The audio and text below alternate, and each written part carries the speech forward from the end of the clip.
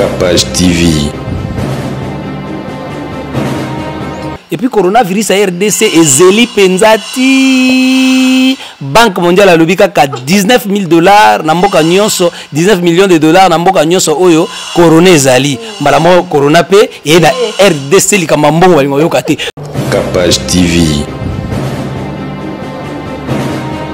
Parce que oyo moni na Congo wa ba policier ba ke ba entouré hôtel moko buyo coronavirus na yepité kolanda déjà ba docteur musuto landi ko tala virus wana tozomona déjà ki na chaleur virus wana ko vivre te ko kufa et puis ils a facilité et les canettes na mboka na biso awa et puis na ba prière nyoso biso si to sali oyo coronavirus awa ikota te. Capage TV. Et puis poison wana bozolo ba poison na za empoisonné frère Michel Baken na ebisibino na ebisibino kaza empoisonné Bakenda ça c'est les vidéos lo bikende na buna za na poison si bo monyon. Capage TV. Oteto bakangi bango na makamba Moïse Mbiye bango nyonso na prison bango nyonso bazaki empoisonné mais poani poison elo ba makaya bongo ba misona poison ki va. Capage TV.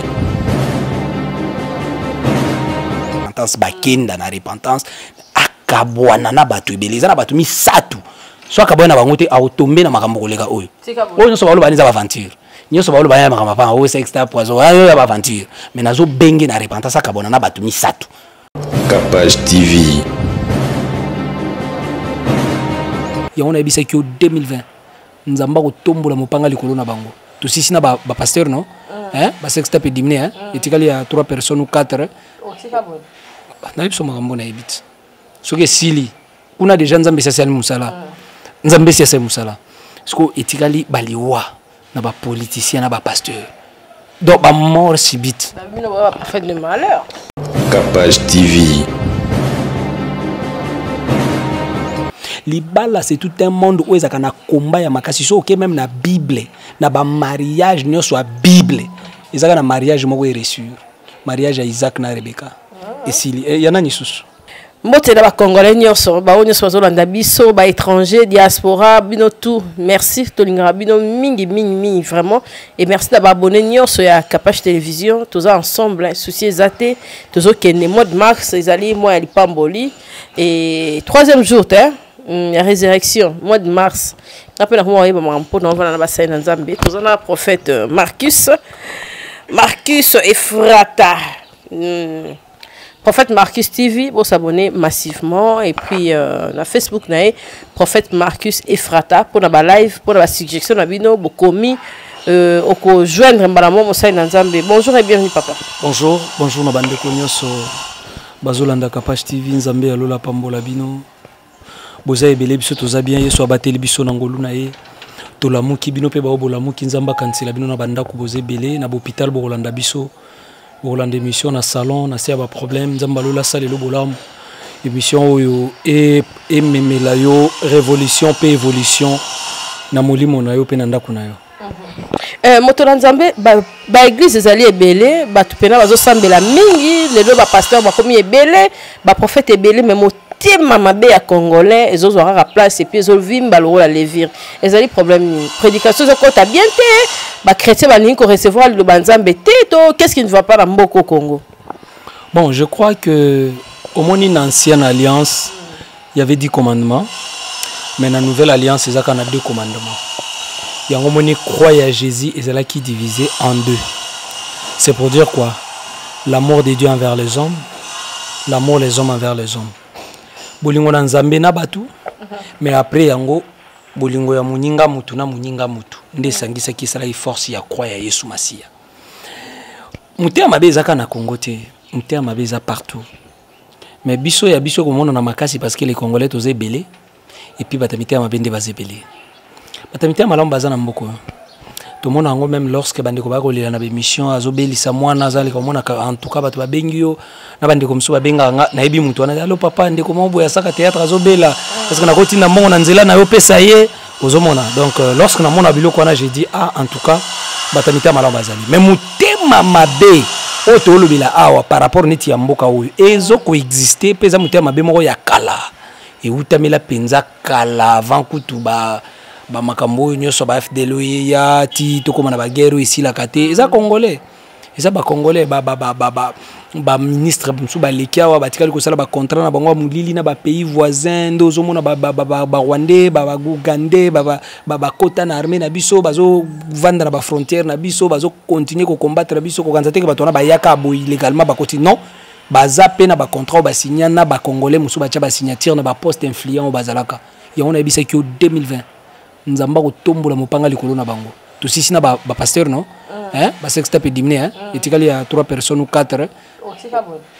na biso makambo na ebit soki sili kuna déjà nzambe sasa ali musala nzambe sasa musala siko etikali baliwa na ba politicien na ba pasteur donc ba mort subite fait de malheur. Merci beaucoup lorsqu'on dit toujours de na lobi boya bénédiction ya nani na nyango nzamba pamboli to na nyango nde to tambola na mukili apona yolo bangade na boy na malédiction mutu nyoso ebaki na bénédiction lobi makambe ko simba lobi makambe ko changer tout le monde a mon cas positif mais ba peut-être na traverser chemin moko oyo soki na luki nzambe te so na se repentir te na koki ko mona positivité wana te il faut savoir que les hommes de Dieu ebele na kati ya mboka o ba politiciens ebele na kati ya mboka Congo faut ba lekana ba repentance sinon te année aux années ya délige baki eza année oyo délige ezo beta c'est pour dire que tant délige ko beta batu nyonso bazana kata archité bako chola eza parole oyo euti na nzambe par rapport ya année eza prophétie on nzamba pesi par rapport ya année c'est pour dire que année na kaboni katikati te ngala lobiti so na pour faire des malheurs tant na lobaki ko kisamaki na loba makambe election ko kisamaki na loba mamba ba crash ko kisami so nzamba lobiti e ngam na lobi sala matin mais le quoi nzambe muta lobito talat année ketina suka au mona nzamba ko sala. C'est simple, bah tu vas se repentir. Et ça, bah tu vas se repentir par rapport à ma sala. Yo kanisi ba guerre ici la raté n'amboko. Et ça, bah contrat mugili salama. Où il y a des gens où il faut pas se repentir. En même temps, et ça, bah prière au fouet salama. Sur les plans spirituels, mais sur les plans physiques, il y a bateau faut pas kangama, il y a bateau faut pas se repentir. Et puis c'est tout. Mboka où ça bénédiction, ça tout ça mboka musute to kindi. Ça ma belenza mba pesibiso. Il y a d'autres personnes les lois kozonga suna mboko te akangama kota kangama wana juste parce que a défendre kimboka. Il y a d'autres personnes les lois zo vivre à l'étranger comme le quoi prisonnier juste parce que le baki vérité moko boy ya kota la keto wana mboka musuti zaka yango alors comme un combattant oui mais comme un combattant mabezate soki mutamoni que non l'injustice yana mboka et puis nous devons défendre ça et puis bon comme toza musika toko cha bablo musupo et interpeller chef de l'état et interpeller gouvernement ba bongisa mabezate mabezaka soki peut-être que bo mitié na combattre mutu moko ou peut-être yazane politicien te neti ba musicien bo wana nde eza combat moko malamu te mais lorsque ba kokende bakangi neti ambassade mboka moko boye ba boye ba politicien ba sala ba conférence na mboka bango bazali ba bongsana lika moko boye ce n'est que normal mais ce que ba concert nde ba hotel mais ba concert wana kutu eza penza malamu te parce que au contraire bango na Europe ba ko se préparer une fois ba concert wana ezobeta lokola foule ya bato kindaka kuna bato ebele bakindaka na ba concert bango pe ba profiter na concert wana ba passer ba message parce que concert etalama Afrique mobimba alors bo profiter bo passer ba message na anglais na français par rapport à makambo yo salama na mboka bo yokani pe na artiste wana to passer message par rapport à wezo salama na gouvernement na mboka ekozala kutu encore ba moyen moko facile olieka ya loba na ba réseaux sociaux na ba chaîne bokota na ba concert aminene bongo beaucoup profiter pour passer message donc là je parle pour na mboka na le belate pour na chrétien qui est concerté na le pour na mboka parce que je connais les Congolais. Merci moto Nzambe tozo continuer na kitoko to que non na point non to simba na moi point sur le mariage muke avant to continuer na ba actualité na biso omona kilibala ya ndeko na biso vidéo namona qui ont na réseaux sociaux je vis libala ouais namona libala et puis histoire où tu koleka ya ndeko mobali o abande kolanda mwasi na ye a publier bana bazolobela pona mama na bango et tout libala ekoki kozala eloko nini poto yeba faut bala kaka po age pusani faut bala kaka po na kobala pour faut des terrains on appelle Moussa na Nzambe ko exception parce que na sûr que tala ki pe histoire ndeko Pamela. Bon je crois que nakati libala bitumba o esala ke bato ba souffrir vérité e kabola bato ba loba ngote Moi sinon mbali ba yebisa biso ka ba makambo likolo te kutasala ki boye eza ki boye mais likambo ekenda ko kabola mabala mingi etikala na motema ya mwasi na mobali soit mombali ye moko yebiki na sala mwasi na nga banko mwasi ye moko yebiki na bande ko sala boye po mbali boye nga pona zaina besoin na linga mbali mususu etikala na mitema ya batu mibale omoni likamba libala eza monde moko c'est tout un monde où eko compliqué destiné to vie ya moto. C'est pour dire que mutozo ko tana mariage il faut vraiment se préparer. Faut yo kanzambe makasi eza aventure te libala ko baby sa destinée mabala baby sa ba vie ya batu belé mabala e limita ba vision ya batu belé mabala e détruire ba vie ya batu belé bakana ko zala batu minene nanzela mabala vie na bango e beba libala c'est tout un monde où ezaka na combat ya makasi so ok même na bible na ba mariage nyo soit bible ezaka na mariage moko e reçu mariage ya Isaac na Rebecca et si yana ni susu yanani peut-être moi c'est na kimia mais mobali c'est na kimia te soit mobali c'est na kimia moi c'est na kimia te libala ou réussir na moi si na mobali na kimia eza libala ya Rebecca na Isaac ya Abraham ekota trouble ya Jacob na polygamie ko saranate et batu wana nyoso bazaki batu na nzambe libala ezoka toujours combat siko libala pona kokota yango fo mutu so ba que c'est tout un monde donc ezo mutu musu na zo ya ni na vie nanga mutu wana pa koza la na ba esprit mutu wana pa koza na ba combat na ye famille ya uti koza na ba combat po ba lien na ba loi oyo eza ba aventure te parce que moni lelo toza na ba enseignement oyo koma ka temps de la grâce ba lien te temps de la grâce mais ozomona top la temps de la grâce bato ba ndi mamen wana na temps de la grâce musu azawa na zana maladie o mama na bango akufela na temps de la grâce azo vivre vie papa na bango vivaki na temps de la grâce. Donc, ba loi ba lien biloko eza biloko moko solo. Parce que lorsque tu kenda ko bala sur le plan physique, otali moi c'est ça qui toko mobala qui toko balika sur le plan physique. Spirituellement, il y a des esprits de par sa famille où ekonza kalibota wana jour ba esprit ne ko s'élever. Libalo eko panzana. Jour ba ko réclamer ceux qui vivent des prières ezala kité, libalo eko panzana. C'est pour dire que lorsque Moutazo telema po ke ndikoba la foi yo ka plus volonté en Nzambe parce que au moment libala ya Isaac Eliezer a sali prière à l'obi Seigneur moi si oyo kotindelanga moi si oya koya kopesa nga mai apesi pe bampunda na nga mai azala moi si oyo destiné ki pona mosali na yo Isaac c'est pour dire que moi si to mobali ya destiné ya vie ya mutu azalaka. OK.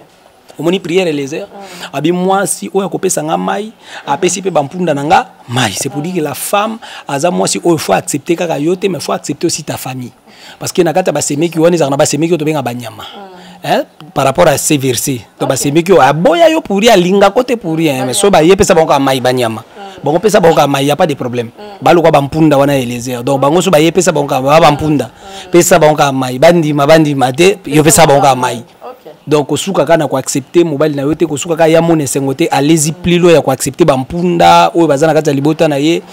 Alors une femme oyo bazoke ndekobala aussi fois à la une femme qui est dans le temps du soir Bible zolo ba Eliezer azela qui temps du soir tango bana basi bazokita na mai pona kotoka mai. C'est pour dire que la femme oyo bakenda kobala faut que ça soit une femme qui est dans le temps du soir. C'est pour dire que la femme azana mon expérience l'air mo pasala ki moi vie. Elle a compris que non, faut qu'on a stabilisé vie nanga mariage na batela libala nanga bana nanga ça aussi eza moko ya ba côté o ezalaka sur le plan physique mais eza ba côté fort parce que moi c'est à cause de la sala ka kondo bobo shika mais côté wana aza faible ayebite que libala fona protéger ngo ayebite que libala les avantages ayebite que libala les bénédictions ayebite que libala les engagements ayebite que libala les sacré na tongo ko la mukapa kangi biloko akena ya sundoli bana comme histoire bozobeta mais moi je condamne pas cette femme c'est un exemple que je prends. Je condamne pas Pamela, je la connais pas d'abord, mais c'est exemple. Mais ce qu'il faut qu'on commence à tel point que même sur le plan physique, moi c'est à la maturité, temps du soir, c'est ce que la Bible dit. Et les heures là qui le temps du soir, lorsque les femmes sortaient pour aller puiser de l'eau. Le temps du soir, donc moi c'est comme un temps du soir. À comprendre pendant que journée l'équipe, va ventir vraiment en tout cas l'équipe. Ah oui, à temps du soir, je dois me préparer ou dormir ou se réveiller. Place na gocha mutu mbetuni na kolalela c'est très important mais so moi c'est on a 12 heures à mon agneau sezongela c'est compliqué wakaka ote alingi mutu po monaki wana zana mbongo par rapport à mbalne dans 12 heures faut pas se marier avec des femmes au à 12 heures oui pour moi c'est à cause de l'âge dans 40 ans mais l'esprit dans 12 heures vous comprenez merci beaucoup donc à cause de 40 ans mais l'esprit dans 12 heures na âge à cause de 50 ans mais l'esprit dans 12 heures. Ce qu'il faut un esprit lorsqu'on va même dans moi, se comprendre que la femme, a déjà dans temps du soir. On comprendre rien. Et même côté Mibali, On ne se marie pas parce qu'on a l'argent, on ne se marie pas parce qu'on a mutuka, on se marie lorsqu'on se sent capable et lorsque surtout le Saint-Esprit a convaincre que ça c'est la femme de ta vie. Donc à travers mon candidat jeunesse, déjà dans l'Ibala Isaac, vous comprenez la prière de Eliezer, il y a une façon de faire la prière pour aller comprendre moi si automobile ouais, parce que Dieu parle. Dieu va te parler. Libala omoni, c'est tout un monde. La délivrance des esprits. Vous trouverez une autre femme au monde on a pas délivrance banabasi bakoyaka bana mibali bakoyaka omoni garçon abamba ni na prière à délivrance koko na bango azolo banakati ngai koko na ye nazana na mbanza ngungu akobonga te pasteur mais ce garçon en veste en cravate na nzela na mutuka yo koyeba te koko na bango nakati akobala yo bokota na ndako tango bokolala na yo kanti bozaka na ye nzoka koko na bango azana kati mbamsu mama na bango pe mwasi na butu azana kati mbamsu noko na bango mso ndoki akanga bango betoile bazana kati na ye et lorsque banda kolala na ye ba esprit wane ko s'élever contre eux. Maintenant si tu n'as pas la vie de prière ba esprit o eko retenir yo eko panza mariage eko baby sabino eko compliqué yo bobatali ka mosha zo moi ba prière na ye moi to loka moi na biso za bien te bako chayo bako chayo maladie na libumu bako chayo ba miom bako kanga ko bota bako compliqué na césarienne lo mo boye yango moni vie de prière so que za te zéro oko benga basala nzambe nyoso ba bondi la pona yo mais toi même si tu n'as pas la vie de prière bako bondi la pona mo na changement. Merci. Merci en tout cas, bon s'abonner massivement dans Marcus, Prophète Marcus TV pour nous Rolanda ma prédication na molai na ngonyonso. Bon s'abonner na Prophète Marcus Ephrata sur Facebook, ba live continuité à l'été pour la biseuse à problème il y a temps et Motolanzambe Papa Rabiso Michel Bakenda, alors qui a se repentir déjà, à Tiki Musique et tout, mais brusquement tout le monde qui est dans le studio, ma titre moro, à Missi Sika, ma leçon, quelque chose comme ça, à Bimissi, on dirait Tiki Neka Musique, et puis Poison, on dirait Zaki frappe, et ça pénal, comment il y a soloté, donc Poison pénal, et ça. La Bible dit dans mon candidat Ecclésiaste, mieux vaut pour toi de ne pas prendre un engagement que d'en prendre et de ne pas l'accomplir. Tu viens de voir les hommes aux yeux engagement, natiki musique. Du coup, on bandi pemba moko yemba, quand netika les aki po na ko aveugler batu. Et puis ça dérange pas quoi. Donc yo lobi lo mo boye, o sali contraire ya makambo lobi. Et puis poison wana bozolo ba poison. Na za empoisonné. Frère Michel Bakenda. Na ebisibino. Na ebisibino kaza empoisonné. Bakenda c'est les vidéos à l'obigende na buna na poison. Si bo monyon. Cynthia. Lelo ndongo vandia wa oko panza caméra ya Congo web kuna et puis au panzi caméra kuna déjà Congo web basiliki au panzi caméra pona nini grand frère no pas ko ya télé masale lo mo no Cynthia za maladi mikolo bo comprendre ye juste kapoli kama caméra lika. Si Bakenda ya asali mission. Ah, ezaki po kunda sex type. On habite là. Nani za empoisonné Bakenda. Az empoisonné bandam goni. Si ba elibino ba preuve qu'az empoisonné. Yozo quand ça poison on dit ba to lobango na mboko poison. Mutu so ba empoisonné. Est-ce que yo mo pena ko zo courage ya ke ba rater on aliwa. Pour sa famille no ba ki na télévision ba lo ba ki yo za empoisonné. C'est pour faire quoi? Eza pona nini? Et puis nani empoisonné Bakenda. C'est là histoire ôté tant bakangaki bango ndi bakendaki ba empoisonner bango vous collez tout sur les autres ce n'est pas bon ôté tant bakangi bango na makamba Moïse Mbiye bango nyoso na prison bango nyoso bazaki empoisonner mais pourquoi ni poison elo ba makaya bongo ba miso na poison qui parce que bakenda koma na prison te bakanga bango mais na nzela ba négocier ba pesa mbongo na la police ba kita na mutu ka la police bakenda te parce que problème est concerné bango te et puis vous voulez maintenant mettre ça sur le dos des autres ba mutu empoisonner te. Ce qui va poisonner, il y a le bango. Tant qu'il y a le bien, je vous dis, il y a poisonné. Et puis, il y a pour makambo les capes, les kits. Engagement à respecter à côté studio. Voilà. Donc, il ne faut pas appeler tout le monde homme de Dieu. Il ne faut pas appeler tout le monde. Même qui pasteur au Monaco, ils ont un pasteur Oyo, Bami Komissi, pasteur. Ils ont un pasteur Oyo, Nzamba Bengi, ils ont un pasteur Oyo, Bango, pasteur Papa Bidi. Et là, on a dit, yo, moi, nanga ali. Comment pasteur Bazali? Ils ont un pasteur Oyo, Bami Komissi, pasteur. Ils ont un pasteur Oyo, Nzamba Bengi, et ça peut un pasteur Oyo, Cheye, Paya Batu, Yamukili, comme pasteur. C'est pour dire que discernement, il y a Makambozo Salama Oyo. Et ça simple à comprendre,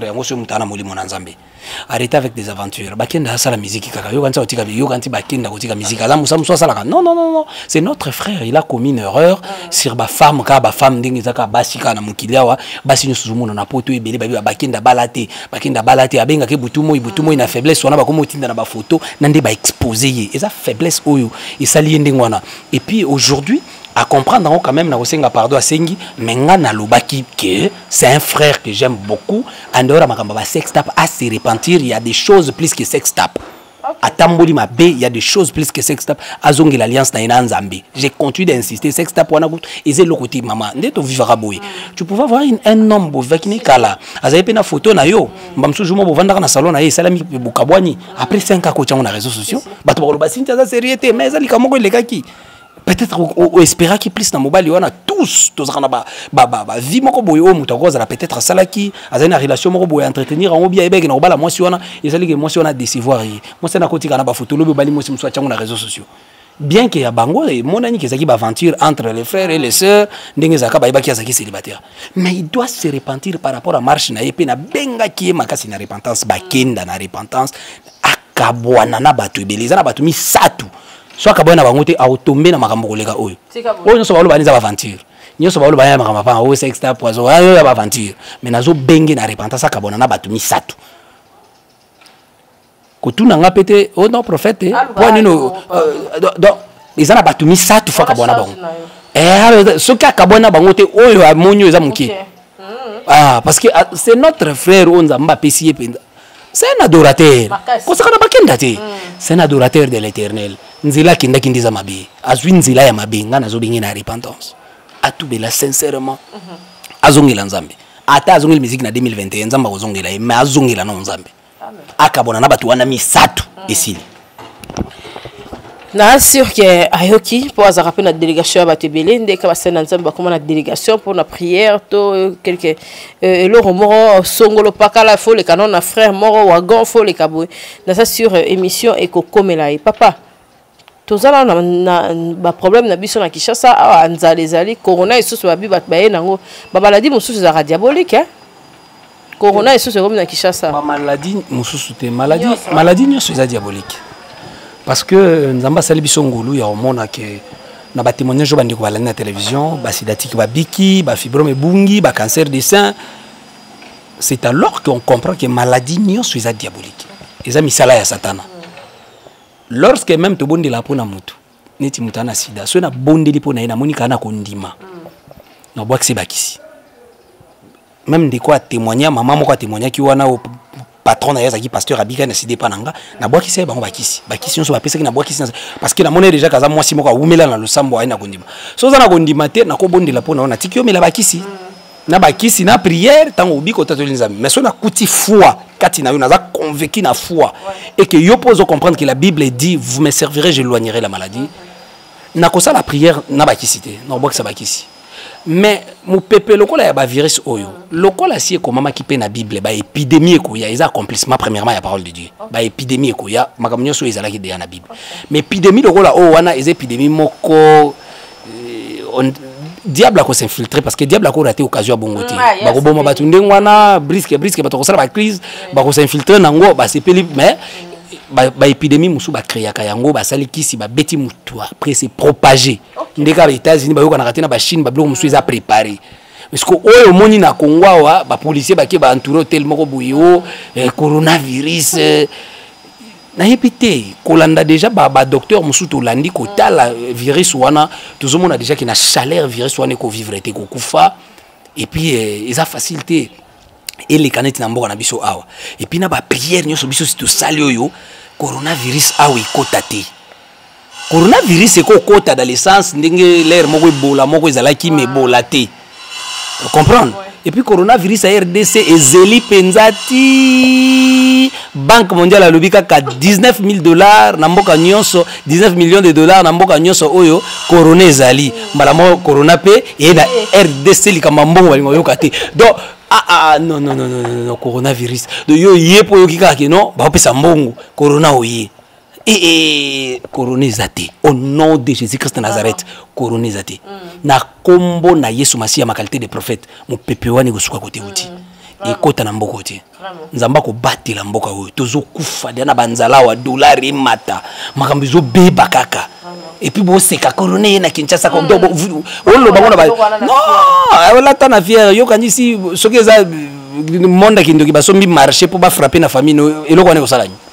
pour kindoki ba ko somba ondeka bo kumisa ngwana monde de ténèbres ba ko somba marché ba bi non c'est quelque chose de bien surtout ko bomelango bato après tout le bageza yango ba sombi marché pe on commence à détruire les gens pe ko boma bato mais moi je prie pour tout le monde hein. Nazo bonde la ma qualité de prophète likola mabota nyoso mu pepe wana ekokota te na ndako na yo ni na via banano ata na mboko zo landanga mu pepe wana ezali tie ko silo kota to lanzambe ekokota te vraiment. Merci homme de Dieu, qu'est-ce qu'on a vu si jeune abisso, le délivrance des esprits mauvais et puis oh kobatsa mystère des songes voilà. To katakion et puis to zongela sous na étape au memeli biso lelo. Oui, délivrance des esprits imposés, ils ont continué la prière pour la badégonso Holanda biso partout. Pourquoi les esprits imposés? C'est parce que ma camion se tozobika awe bandara d'abord na ba esprit.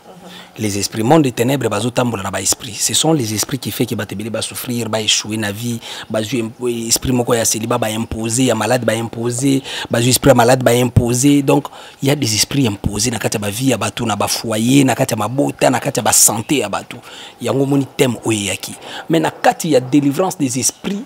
Dieu Nzambe alola na mawanaye, il nous a révélé que pour na koyeba peke mutu o ningaza boye aza manipulé par un esprit. Aza bloqué par un esprit, il faut muto yopé à vérifier tableau de bord.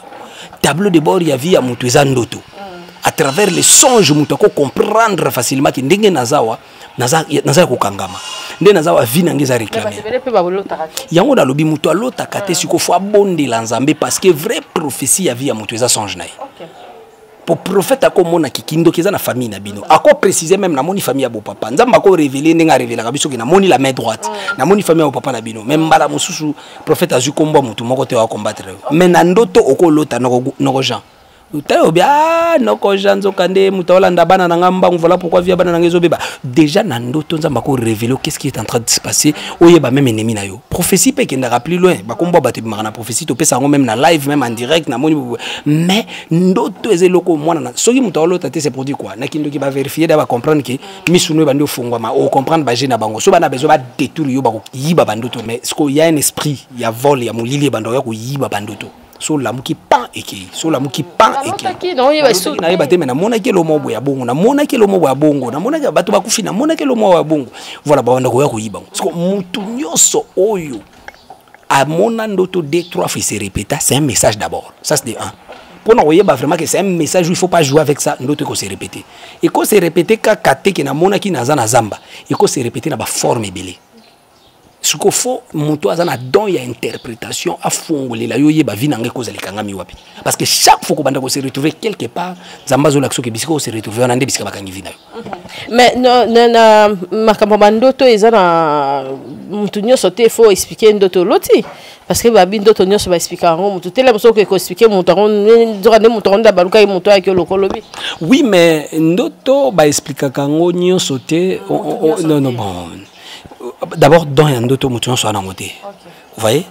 donc oko expliquer ngo mutu nyoso te parce que na kati ndoto c'est eza li solo na yo na Nzambe eza message nzamba zo pesa yo pour ta vie déjà ba secret ya vie na yo yango moni lorsque Joseph abetela ki bande ko na ye et tombola ki haine et tombola ki jalousie mais il fallait qu'il toujours abetela bango pour interprétation ko ye ko la interprétation eza dans mes façons ya ko interpréter bando yo kango na ndaku na bango il a compris que ndoto ba interpréter kango.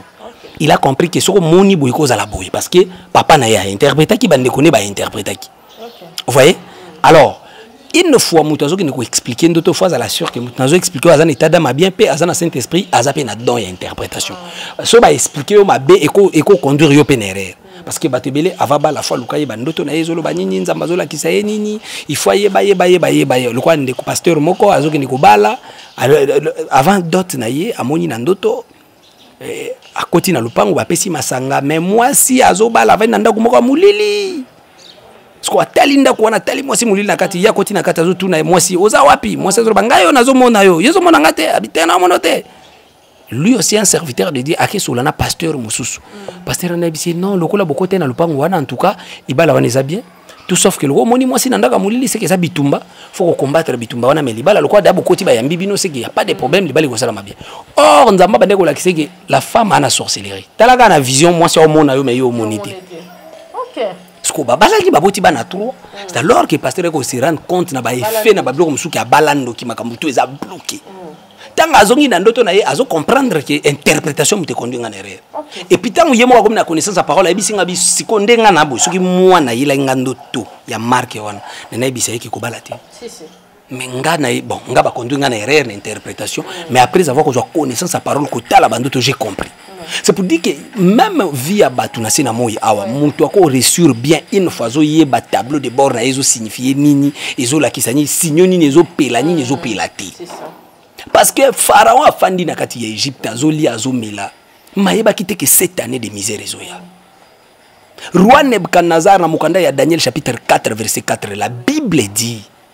Roi Nebuchadnezzar azolo ba je vivais tranquille dans ma maison heureux azaki sengo heureux tranquille na ndapuna ye.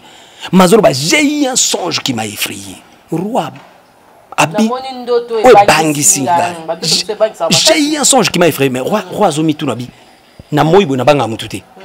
ba frontière eza ba soda baza mais na ndoto abi dans mon esprit j'étais poursuivi na ndoto mamona na moibo jamais c'est alors que roi Nebuchadnezzar azo vandisa ba mage ba astrologue ti ba luki ba interpréter ba zuté ba bengi Daniel a expliqué Daniel ndoto abi na moni nzete moko amulaye tombwami sukana Daniel azalaki moko ya bana na nzambe oyo akine ko vanda na kati ya roi oyo wapi azakine ko banga nzambe te. Et lorsque même Joseph se retrouva auprès du pharaon mais pharaon azaki occultiste. OK. C'est pour dire que na cadre misala mwana na nzamba ko kende pe na société moko boza occultiste a retravailler na ye. Kaka yibate. Ayibate akota pe na ba muyibi te na ba mafia te po wana ki mwana nzambe ko sila ba kolia yo. Et puis de deux, l'occultiste beaucoup travaillé dans la société na yena musa mais loko musupo ko sala teza libala. O teto bala na omoni wanande wana oteki vina yo. Donc Daniel a yoki ndoto roi Nebuchadnezzar a expliqué nzete matili kolo. Na moni simi ya nzete suka izo ki ndeko tutamir. Na taliba mbuma nzete na moni on kitoko ba fei na ngo kitoko bandeke bazolia mais na moni ba esprit kité lobi a battre l'arbre. Bo kata nzete. Une fois bakati nzete na moni batiki trône bazipi yango elamba e bandi ko ela ba neige Daniel ayebisi eboye nzete omoni wana ezayo nzamba zola kisoko tombwa makimu kilimo mbeye baki yo roi Nebuchadnezzar mais nzamba ayebisi ngana ayebisa yo ke ekomi mama o wapi yo kokota na zamba lokwa nyama trône omoni bakati etikali wana po continuer ko tikala mais ko liana no matiti pona ba bêtise zo sala poye babena ke non oya ko banga mokonzi te pona ko interpréter non na lobi ba ko banga mokonzi te pona ko interpréter mutu lokwa Daniel il avait l'esprit de Dieu roi bando bangaye. OK. Voyez. Et puis non seulement ça beaucoup de prophètes na kati même ya Bible bango de babande ko kende ko établir ba roi net Samuel te le président y a une élection bon interprétation changer te na président y a une élection yo kende ko lobanaye de la part de Dieu faut en sagesse et une école des prophètes déjà to salamo émission mona yo na lobela ki les écoles des prophètes ba école des prophètes lokola ya Mardoché ya Nathan école des prophètes ya Jean-Baptiste so ko école ba Jean-Baptiste okufa neti na mboka oyo hein so ko école ba Jean-Baptiste okukufa kasi okufa siko te ba okata yango parce que Jean-Baptiste eza école des prophètes bakindaka direct na moni tel azui tel na moni azui mosi abatu na moni kutu boy donc nyoso zo mono zo on va te tuer parce que le président de la République le gouvernement yote mto établir ango or na Bible l'ancienne alliance prophète mutache roi mafuta akola mukana tongo Samuel la mukina tongo bisi Saoul nzamba boki bokonzi na yo Saoul abandiolela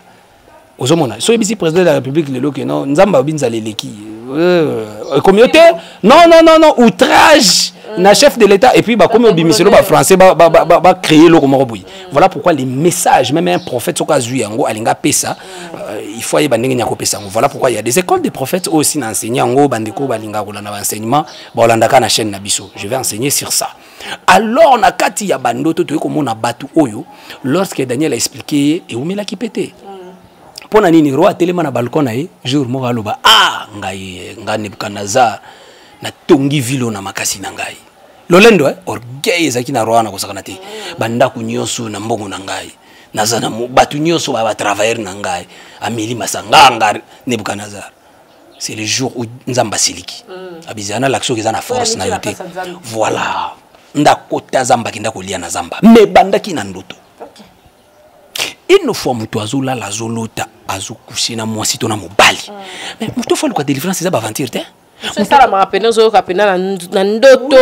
ozosentir yango boye physique parce que c'est un esprit est-ce que esprit tanga azoya po jouir te yo ko jouir parce que oza mutu mais esprit problème na eza ko jouir te esprit problème na eza que yo za na alliance na ba esprit il faut passer l'étoile na yo au moins doza boye ndoza na mbongo na boye ndoza mutu kano so limbala na mutu ka te le mo pesite akita mona mutu kana yo le moko pe opesi carte de banque akobimisa moi combien na butu pe za bongo so za na mobali ya butu tout ce ko bando sala mbongo bando yeba na côté kindaka te l'esprit là boka bola il faut bénéficier yenda ko banda ko gérer esprit ndako banda ko gérer mbongo na yo ezaka ozumbongo bana babili ozumbongo ba premier kwei ozumbongo famille esengi ozumbongo ba makambe kwei oyeba côté mbongo kendete même mwana mobali so azana mwasi ya butu la femme là aussi akobana ko lia mbongo na a une instabilité financière à Bosakanate, à vivre des signes ébélés, et parmi les signes majeurs, il y a des signes déjà pour nous relaxer. Moutaroku n'a pas mal d'instabilité dans les mariages, à quoi il problème, une fois les balles à boutou, une fois moi si tout mobile à moi si à boutou, les balles ont un problème, de deux, ils ont une instabilité côté financière, parce que l'esprit wana est qu'on se nourrir na mbongo na bango, et qu'on se nourrir na onyo so bazosala, ndako wana ils ont une sécurité, incompréhension et ils ont makasi. Plus loin qu'il y a un bateau, on a marié, il y a une infection, il y a une règle douloureuse, compliquée, mais là, il y a une trouble, il y a un trouble, il y a mona mwasi le mwa komi kitoko umona bina mwa moza aza kitoko maza nempolitesse moko soza na mbala butu kasi mobala butu lingo bana oui kasi te bako posséder yo bacho esprit wane komi so impoli donc so azoloba bo sentir que o penez esprit mutelo bana kata mwasi esprit na bando salo ndenge wana donc mobala ko ya bien mais so bando ko ba langage no mobala ko mokima yo ba langage na mbamsu moko bando regretter na sima na loba ilo mabete asiliki po nzoka ndeza vene bache un esprit ya mari de nuit ya libala no abutu e bando compliqué ndenge no bando loba blo mo ba se pensa mobilité e bando kimisa mibali na vina faut mutale kana délivrance ndo mona kenda ko expliquer ndeko moko binanga papa na lali na butu na moni na ndoto balandinga mbango batelemisinga babisinga laksa mukanda na koti loboko na sak na bimisi carte boy carte zate na ko mo regretter bakainga ndoto ekatani na lorsque mona ka balanda mutu mbango kanga ye po muta sutuki na nzoto osutuki na molimo ton esprit est poursuivi ba continue landa peut-être pe ba kangi place mo avandi so ba sambisa na molimo yo so ibati n'esprit que ça ba faiblesse makambo zo beba parce que tu es poursuivi ba avandi so ba kanga place mo boy mais physiquement ndoto ekatanaki mais spirituellement ndoto ekatanisi ndo moni na kenda ko expliquer ma bande ko balota ka mbwazo landanga mbangu mbwa swinga ezaka lolenga ko transmettre ba maladie na banzoto abatu ba yibinga sak na moni pa ba katanga sak muiba katinga saka katinga montre akatinga téléphone ozo na moi téléphone nangi kweye panzani ce qu'on a zo regretter téléphone eza téléphone te so mutaloti téléphone na ye kweye panzani téléphone mu te permettra muta se communiquer na ba relation na ye o relation les plus important ya vie ya mutu eza relation na ye na Saint-Esprit une fois mutazolo ta téléphone kweye panzani na zo regretter c'est pour dire que mutu nzamba zo biso keba eza le sumo moko lingo sale ko kata relation na nzambe. Il faut quelqu'un qui a le Saint-Esprit pour expliquer. Donc là, il faut vérifier déjà marche na yo. Qu'ils aient les sous moments qu'ils aient les bossons, na soko kebite ko kabo la relation nous n'enzambe spirituellement. Et batu so ba yoko o te sak bunginga ba yibinga sak. C'est comme ça que le monde des ténèbres ya ka travailler ba même yo loko moko vina yo. Ndenge moko mutako lota na loti ba chenga na cercueil na moni ba okunda ngai doto wani katani. Soko za na connaissance à parole to côté le makamuto na nzambe na loti bazut kundanga esprit de mort et cause esprit de mort te ba koza bakundi libala no yo moni bakundi na cercueil mais spirituellement ba koza bakundi via banana ba koza bakundi santé na yo bazwilo ko no moko bake bakundi mais yo moni bacho na ntoto soko mutu une fois comme na niveau il faut soko une prière salama ya ko récupérer na monde wana ko bimisa parce que wana c'est que monde des esprits au contrôler vinai Nzambe na mawana ye akoma siko lakisa yo ki regarde ta vie parce que tant on le la même mari de nuit il y a l'esprit des maris de nuit et puis lien ya mari de nuit lien ya mari de nuit ce sont des personnes bazal liées na kindoke ba famille papa na bango abala bango na butu bazai belé bato bana ba bloko wana koko na bango tata mwasi noko na bango aya bala bana ndimo ko na butu bana batambola kabia bana mbongo me babala bango na butu tali basi kitoko bakoti ba mabala moko boy compliqué ti baby bongo et suki bongo vie ressurté otali pe ba wa mibali bazwa mwasi wa botina ya mwasi wa botina mwasi wa bazai stable dans les mariages pour bango pe bana mwasi ya butu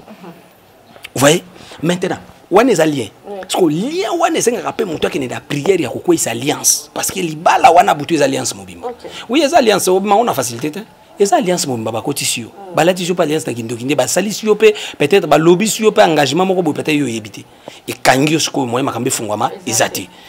à part lien wana ya ce qu'on appelle l'esprit de l'air baesprit mpe ya boye kaka eposedaka bato na mabala butu ezali moto aotala porno esprit koposede ye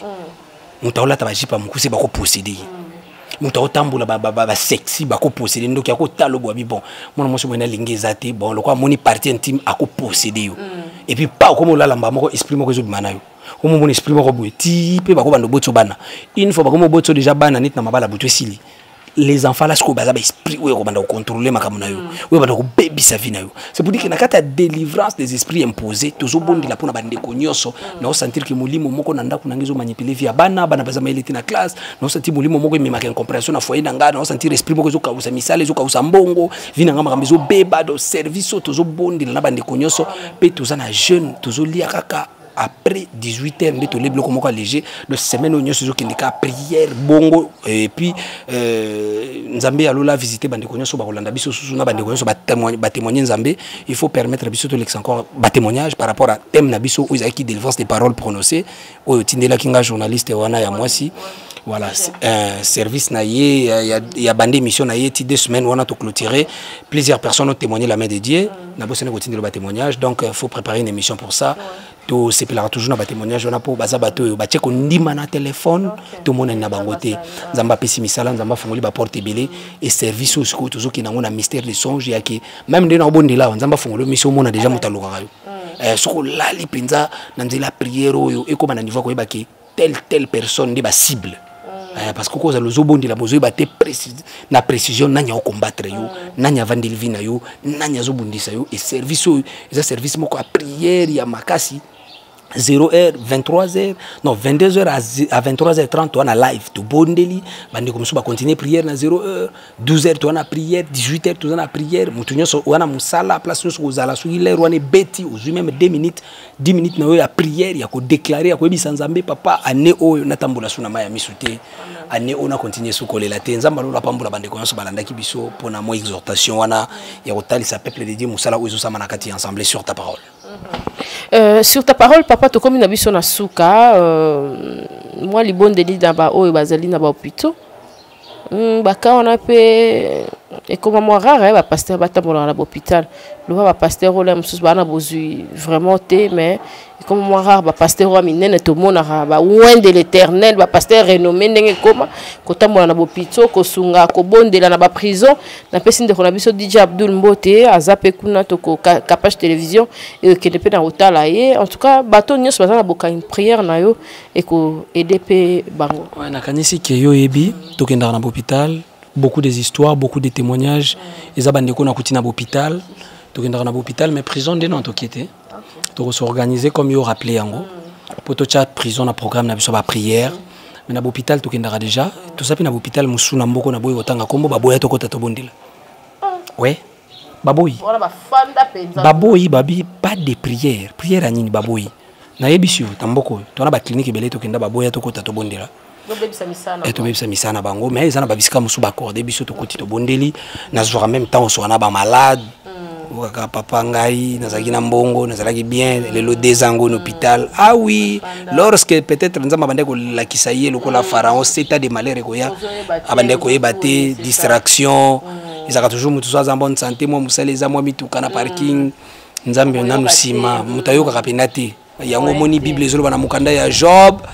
Dieu parle tantôt d'une manière, tantôt d'une autre, mais on y prend point garde. Tu vas toujours garde, ce qui fait que tu belé nzamba lobela bango aujourd'hui, tu belé azonyo comme nzamba lobela kai. Ti bisale beba libale beba nzamba yebisa kai nzamba yala makam nzamba lobela mais a négligé qui. Tu kocha programme ya prison, ya ndolo, ya makala, tu kocha on a programme comme tu nous as dit, tu kocha on a programme et puis qu'on permettre biso directement une fois tozo sala yango. To lukape ko soutenir bandeko wana ndenge to soutenir ba ba hôpital na ba prière pe na ba quelque chose na biso balingi la muso ba contribuer na soutien ba contacter nga déjà to sala yango na hôpital comme quelque chose pour na bandeko baza ba malade to sala yango déjà et tu continuer ce qui est en prison pour nous ko benda bande comme souper baza kuna na repentance pour kuna pesa ka la prison spirituelle ils en a batum sou baza ba innocent mais na batum sou ba coupable ouais ne to lobela ki délivrance des prisons sataniques nzambe alola pambola bande konyoso nazo bondela pour na bande konyoso ba kolinga kolanda biso mama sinda ko expliquer bino chaîne place aux ali nazobondela pona bande konyoso ozobotate ozobalate misale ezo simbate santé na yo toujours malade à travers ma prière je déclare à ma qualité de point de Dieu bitumba nyoso mulili ba prison nyoso bakotisa kiyo force nyoso ténèbres et kendo kweya au nom puissant de Jésus-Christ Nazareth place au simbi wana ozoka douleur na ventre na mokongo biloko nyoso tambola kona nzoto ba esprit nyoso ezo manipuler santé ndaku na yo via bana à travers ma prière je déclare au nom puissant de Jésus-Christ de Nazareth miracle ya Nzambe kota elata vina yo après prière au bima hôpital au téléma tango ko sale examen ba mona lisusu maladie ona nzoto na yo te na via bana na yo te Nzambe ya lola apambola yo. Amen. Merci prophète Marcus Ephrata, prophète Marcus Ephrata sur Facebook live bozo contact naie tout numéro naie à contact toujours tout ça on peut mbeni wana moto na Nzambe o ya bandana biso na Kapage télévision o biso la tozola la pongi te na ba intercesseur bazo sambela pona biso ya to za ba numéro na ebité 01 na Nzambe tozara na ibandeli biso tokina na sukate toza mutu et mukila te merci na moto na Nzambe chaque fois zara toujours na biso pe soutenir biso physiquement financièrement na nyonso moto na Nzambe za pembeni ya Kapage télévision et puis na ba abonné nyonso ba onyonso balandi biso ba famille nyonso mabota nyonso biso nyonso vraiment Nzamba sunga biso pe abatela biso bato balingi ba continuer ba prédication ya moto na Nzambe Marcus Miracle TV voilà longola miracle hein? Prophète Marcus TV, voilà. Beaucoup de continuité à la prédication. Merci. Bon s'abonner, bon aimer, bon partager mes missions à Bisso. Pour aller l'autre, ceux qui ont un Nzambe à Pambola Bisso, et ma botte à la Bisso. Bye. Kapage TV.